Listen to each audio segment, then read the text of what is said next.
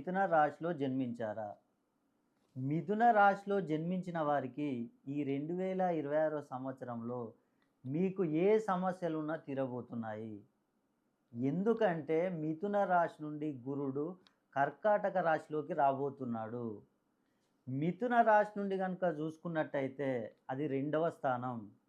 కాబట్టి మీకు ఏ సమస్యలున్నా ఈ సంవత్సరం తీరబోతున్నాయి.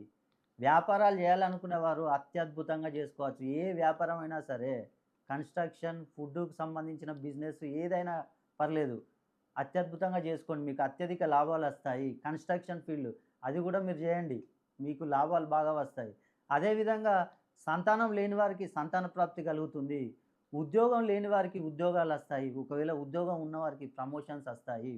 అదేవిధంగా వివాహాలు ఎన్నో సంవత్సరాల నుంచి వివాహాలు జరగని వారికి ఈ సంవత్సరం జరిగే అవకాశాలు ఎక్కువగా ఉన్నాయి. విదేశీ ప్రయాణాలు చేయాలనుకునే వారికి సులభతరంగా ఉంటుంది.